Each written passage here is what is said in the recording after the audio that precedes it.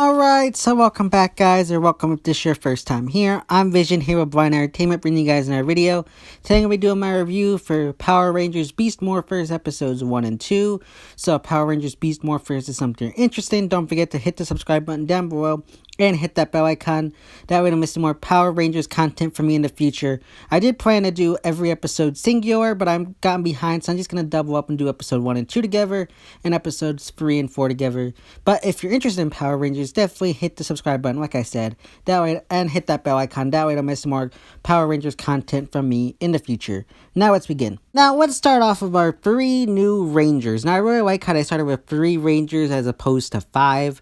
Something we haven't seen in a while, and some of our best Ranger teams have only started with 3 Rangers, like RPM, Dino Thunder, Jungle Fury. I know a lot of people don't like that season, but I kind of see it as one of the better seasons. Ninja Storm had a 3 Ranger team at the start. So I was very interested to see what they do here. Now starting off with Devin, I feel like Devin is a good Red Ranger right off the bat.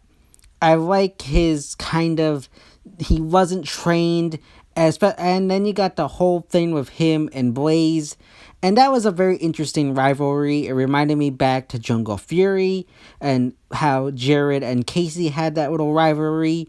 And then you got his relationship with his dad. It reminded me of Wes and Mr. Collins from Time Force, along with some of the relationship issues that Scott and his dad had in RPM. So I really like Devin as the Red Ranger. My only big con with him as the Red Ranger, and it's probably just a nitpick, because I find his name extremely stupid as Devin Daniels. I don't know, it just sounds stupid. I don't know, maybe it's just me that just nitpicking, but I just don't like how his name is. That's like the tiniest thing I could find wrong with the character. I like how he's willing to rush in and help. He wasn't just sitting there scared, and it's a different change up from the past Red Rangers we've had with the Neo Saban era. Moving on to Ravi and the Blue Ranger. Now, one thing I like about him is they got the mother-son relationship established. Now, we haven't seen this in a very, very long time. I think that was back in Mystic Force, but I don't even think you could count that because Udana didn't know Nick was her son for the half of the season, so I don't really count that. And so I don't really remember the last time we had a Ranger and a mother relationship, so I kind of like that. Maybe Chip wins finally kind of stopping the whole missing father storyline. That we sort of still got that whole father issues with Devin, but I'm kind of hoping Ravi kind of has something different and brings something new. I do like how he was the only one originally trained to be a Ranger and is now kind of having to deal with Devin as the leader, even though he wasn't trained. It kind of brings me back memories of Sky from SPD. I just really like what they're doing with him. It's something different. At first I was worried he might be like Kevin from Samurai, but I feel like they might take him in a different way, where he's also like Kai from Lost Galaxy. He's just an interesting new kind of Blue Ranger, and I'm interested to see where they take his character, especially with his relationship with his mom and Roxy, who I'll talk about later on in this video. But then we got Zoe, the Yellow Ranger. Now, I like this Ranger. My biggest nitpick with the Ranger is her little catchline about how she doesn't run from big problems, she solves them. That line was a little bit cringy for me. It's okay, but it was a tad bit cringy for me. Now, the one thing I like about Zoe is she reminds me of some of the best Yellow Rangers, like Kira from Dino Thunder. She kind of gives me some memories from that, and Z from SPD. Also, her kind of behavior kind of reminds me of Tori from Ninja Storm. Same thing goes with Devin. He kind of reminds me of a mix of Shane and Dustin from Ninja Storm. I feel like I did a tweet when this first came out on the day the day that Beast Morphers premiered, and I said that this is like a combination of RPM, SPD, Time Force, Ninja Storm, and I forget whatever. I think I mentioned one more, but it's like all of them were combined through a generator and formed into this one season. And I think if the writers do the right thing, we could have a brilliantly great handled season on our hands. So first up, we got Nate. Now Nate is rumored to be the Gold Ranger.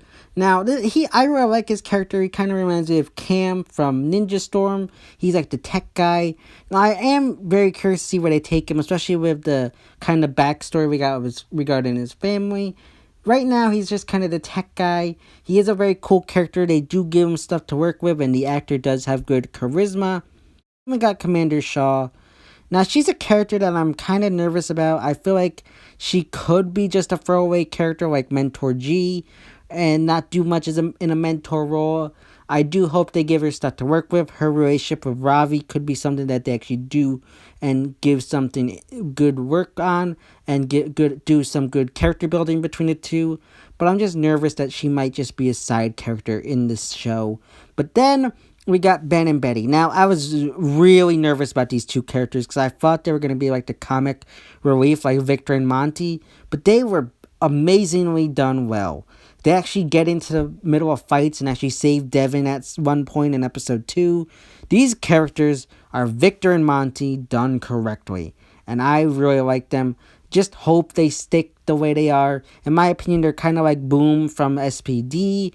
And I just hope they continue on with some of the antics that they do. They do have some funny things, but at the same time, they know when to be serious and know how to balance those two things out. Then you got Mayor Daniels. Now, I really like Mayor Daniels. I feel like they already are treating him better than some of the other recurring characters we've seen. He's already appeared in episode 3 after episode 1, so that's a very nice sign in my opinion. I do like how I brought up how Evox might come after the Rangers' powers and how other villains have done in the past. My one con, and it's not really his fault, it's more of the writer's fault, is I wish that they had, instead of mentioning just Rita and two of the Neil Saban villains, they should have mentioned some other villains. Throw in a Disney era villain or throw in a couple of Disney era villains. Just do something like that in the future. Then we got Blaze. Now part of me feels like they copied Jared from Jungle Fury. He's got those same kind of arroganceness again about him. And he just, I don't know. He's a good character, but at the same time, I'm worried that they might just be trying to copy Jungle Fury. And I don't know. I'm interested to see what goes on between him and Devin. But I think that they need to make him a little bit more different than Jared for me to like him. Then you got Roxy. Now, I really like how they established that she has a relationship with Ravi prior to the whole incident with Evox. It just adds a little bit more weight to the things going on with Ravi while he's battling, and I hope they capitalize on that. Roxy's kind of been sidelined right now in regards to screen time as her avatar, so I really hope they end up having her avatar mess with him. I think that's coming up in episode 4. Now, moving on to the episodes themselves. Episode 1 was their standard kind of introducing the characters, introducing the villain. The villain shows up as Blaze, Roxy, and Ravi were about to get their ranger powers, but of course, as we know, the villain shows up and they end up taking control of Blaze and Roxy. Now, I know some fans wanted them to actually take control of them and not have them be avatars. I'm fine with the avatars, especially with the color schemes with these two. Blaze is this crimson red, similar to Hunter. Really cool looking. I really like that. I know these are Sentai counterparts, but I just really like them. They're cool and something different we haven't seen in Power Rangers, so I really like them. Roxy is a kind of a different color. I guess she was supposed to be purple in her Sentai counterpart, but she's yellow here, probably just to fit the yellow ranger motif that she was going to take on.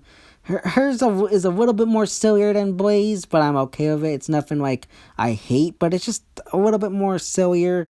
Then, of course, you got a little fight that breaks out. Nothing too crazy in this first episode. The fight scene was fine. I like how they did take out the little quips that they did in the Neo Saban era during fight scenes. They did add them back in when the Rangers discovered their animal powers. That was fine. Some of it was a little cringy, but it was okay with what they were going through since they were just discovering their powers. At one extent, I feel like they could have done something a little bit better, but in another extent, I do understand why they were a little bit more cringy because you had them discovering their powers. I get it, but it's just a little bit more. I don't know. It's just borderline on cringy for me and back to Neo Saban stuff. I get it. I know Power Rangers has always had this kind of quirkiness to it, but it just felt like, I don't know. It just felt like I was enjoying the episode, but then you got here and it just tanked for me for a few minutes. But overall, for the first episode, I gotta say, they definitely did a good job and definitely subverted my expectations for what I had expected for Beast Morphers. Now, going into episode 2, it was titled Evox Revenge. Now, I thought we'd learn more about Evox, but it kind of was just a kind of tease. We do get to see some more of the villain side of things. I like the little projection of Evox we got here. He's cool, he's menacing, and he's something different that we haven't seen. We also meet the kind of scientist or general of the season as well. Titled, I think he's called Scroddle or something like that. Scrozzle. And he's pretty cool. He's different. He's an original character to Beast Morphers. He has no Sentai counterpart. From what I understand, his character was inspired from RPM, but I'm interested to see where they take this guy, especially since we find out he's kind of run away or escaped from a other more scarier villain called, I think it's Gargoyle or something like that. So I'm curious to see if he comes into play later on in the season and what his beef with Scrozzle is. But this guy's pretty cool. He kind of reminds me of Jinxter from Lightspeed Rescue. He's kind of got those kind of vibes for me, at least. He also supplies us with the main henchmen, the Tronics. Now these guys are cool and different, and the designs are okay. The pink suits are kind of goofy looking, but I don't know. I think they work, but they're just not my favorite henchmen. I just feel like the design's a little bit silly, but overall, I think they fit their purpose and are good. But then in episode 2, we also get introduced to the Beast Bots. And now, I was nervous when I first heard of this concept, because I felt like, oh god, these just sound stupid and silly. I gotta say, for the most part though, they do work. You got Cruz, the red beast bot. I think it's Smash, the blue beast bot. And then you got, I think it's Jazz, the rabbit one for the yellow ranger. Now they all resemble the animal that the ranger's motif is. So that's pretty cool and different. I do like how they also fit in and formed a Zord, so you kind of got talking Zords at the same time. That's a little bit cool and different. It's a little out there, but it fits with PR's kind of goofiness. So it's something I can kind of get over, especially with it being in the future. It could be something that actually did happen, especially with, like, with how cars are nowadays. It's just, I as much as I was nervous, I think they definitely subverted my expectations again, and definitely added something in here that was a little bit better, and just something that I wasn't, like, totally against and hated. At the same time, we're also introduced to the Megazords now. Like I said, they combine with the Beast Bots. Now, like I said, with the Beast Bots, I was a little nervous about these, but they also came out pretty good, and I'm interested to see the full combination. I know we've seen them in promo pics, but I'm just curious to see what goes on with these Zords and the different combinations. They're just cool and different Zords, so I'm just curious to see when they all combine to see the Megazord, because I feel like they're taking things a little bit slow. I get it, you want to do a slow burn, but at the same time, don't leave us waiting for the Megazord for too long. I think that could make a lot of fans not like it. But at the same time, I do like how they have each individual Zord for the first 3 episodes. I just hope the 4th episode is the one where you actually get the whole Megazord.